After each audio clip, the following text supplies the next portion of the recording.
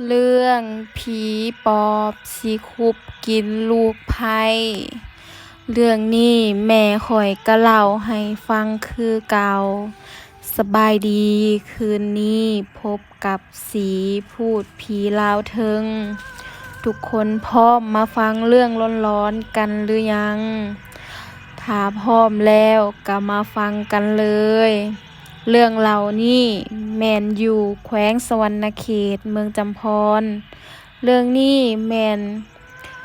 ม่ข้อยเป็นคนเล่าให้ฟังแต่ข้อยสิแทนตัวเองเป็นแม่เด้อเพื่อจะได้สะดวกในการเล่าเรื่องนี้แม่นบ่โดนมานี่เองหมู่บ้านนี้ก็มีไฟฟ้าแล้วถ้าจำได้แม่ว่า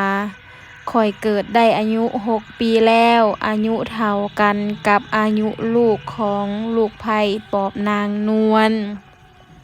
เป็นหยังจังกล่าวว่านางนวลเป็นปอบเดี๋ยวข้อยสิมาเล่าให้ฟังนางลีนี่เป็นคนหมู่บ้านอื่นแต่ได้มาพบหักกับลูกชายของนางนวลซึ่งเป็นลูกชายคนเดียวคนสมัยนั้นมักสิมีลูกหลายคนแต่ว่านางนวลนี่ได้ลูกจากคนก็มีแต่ตายหมดจนเหลือคนสุดท้องที่รอดชีวิตและชาวบ้านก็ซุบซิบนินทาว่าแม่นแม่ของนางนวลเป็นคนกินหลานโตเองพอแม่ของนางนวลเฒ่าลงเลาก็ตายและทุกคนในหมู่บ้านก็คิดไปเองว่าแม่ของนางนวลต้องยกขันปอบให้นางนวลแท้ๆแม่ของนางนวลจังได้ตายโดยที่บ่ได้ทรมานหยังแต่นั่นก็เป็นเพียงความคิดของชาวบ้านเองตัดมาที่ปัจจุบันนางลีก็มีลูกสาวตั้ง5 คนบ่มีลูกชายเลยเราจึงคิดอยากมีลูกชายเพื่อเอาไว้ช่วยเวียกพ่อตอนใหญ่จึงไปปรึกษาคนเฮือนใกล้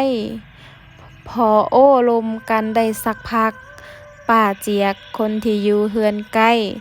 ก็ได้กระซิบกับนางลีว่าที่มึงบ่ได้ลูกชายก็เป็นเพราะแม่ย่ามึงเป็นปอบถ้ามีลูกชายย่ามึงก็สิกินให้หมดถ้าได้ลูกสาวก็สิเอาไว้สืบเสื้อปอบต่อไปพอนางลีได้ฟังแนวนั้นก็ตอบกับป้าเจียกไปว่าบ่แม่นดอกป้าเจียกอย่าเว้าให้ข้อยย้านเลยป้าเจียกเลยเว้าไปว่าถ้ามึงบ่เชื่อก็จอบเบิ่งเด้อตอนดึกคืนนี้แล้วมึงสิตาสว่างเองพอนางลีและทุกคนได้กินข้าวแลงแล้วจึงพากันโอ้ลมกันตามปกติแล้วจึงเข้านอนแต่คืนนั้นนางลีก็นอนบ่หลับเพราะคิดถึงเรื่องที่ป้าเจียกเว้าให้ฟังนางลีก็นอนตาค้างอยู่แบบนั้นจนบ่ฮู้ว่าเวลาผ่านไปเท่าใดต้องบอกก่อนว่าเรือนของนางลีนั้นอยู่ท้ายหมู่บ้านอยู่ติดกับทุ่งนาเลยตัดมาที่นางลีจู่ๆก็ได้ยินเสียงคนหยางเหยียบแป้นไม้ของเรือนเสียงดังเอียดๆนางลีจึงค่อยๆคลานออกจากมุ้งแล้วตามเสียงนั้นไปแบบเงียบๆจึงเห็นเงานั้นว่าคือแม่ย่าของลาวเองนางลีก็คิดว่าแม่ย่าของลาวอาจสิไปขี่ก็ได้แต่ลาวก็ยืนเบิ่งอยู่เทิงเรือนก็เห็นว่าแม่ย่าของลาวได้ย่างออกทางทงออกไปไกลแต่จู่ๆนั้นร่างที่เป็นแม่ย่าของลาวก็กลายเป็นแสงไฟสีแดงดวงไฟนั้นใหญ่ประมาณหัวของคนพ พอนางลีเห็นแนวนั้นจึงเข้ามาในมุ้งแล้วปลุกผัวของลาวให้ตื่นและก็เล่าเรื่องที่เพิ่งเห็นให้ผัวฟังแต่ผัวของนางลีกะบ่เชื่อและให้เมียลาวที่เว้าใส่ให้แม่ของลาวนางลีก็เว้าว่าข้อยเห็นแท้ๆได้ผัวของนางลีจึงออกจากมุ้งแล้วไปเบิ่งบ่อนนอนของแม่ลาวก็เห็นว่าแม่ของลาวก็ยังนอนอยู่บ่อนเก่าผัวของนางลีจึงเว้าว่าหั้นเด้แม่ข้อยก็นอนอยู่หั้นเด้พอนางลีสะเง้อหน้าไปเบิ่งก็เห็นว่าแม่ย่าของลาวนอนอยู่บ่อนนอนและในขณะที่เราจ้องเบิ่งแม่ย่าที่นอนอยู่นั้นก็เห็นว่าแม่ย่าของเรานั้นยิ้มแบบเป็นตาย้านให้เรานางลีเห็นแนวนั้นก็ตกใจและฟ้าวมุดมุ้งเข้ามานอนทันทีพอตอนสายของมื้อนั้นนางลีจึงนำเรื่องนี้ไปเล่าให้ป้าเจียกฟังพอป้าเจียกได้ฟังแนวนั้น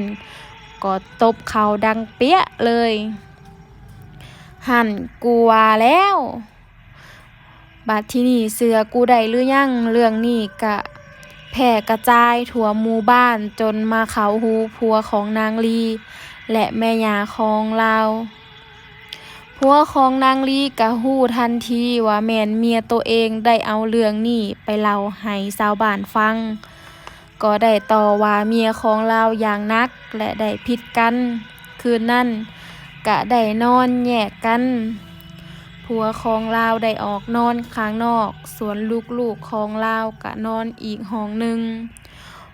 และตกดึกคืนนั้นนางลีที่นอนหลับไปก็รู้สึกหนักขึ้นมาคือมีคนมานอนทับลาวนางลีจึงลืมตาขึ้นมาก็พบว่าเป็นร่างของแม่ย่าที่นั่งค่อมร่างนางลีอยู่ลิ้นของแม่ย่าลาวยาวฮอดศอกหนึ่งและเลียลาวไปมาและมีเสียงออกมาว่ากูสิกินมึงทีละน้อยละน้อยกูสิให้มึงทรมานสมกับที่มึงเอาเรื่องของกูไปเล่าให้คนอื่นฟังนางลีที่ได้ยินแนวนั้นก็พยายามดิ้นและส่งเสียงออกมา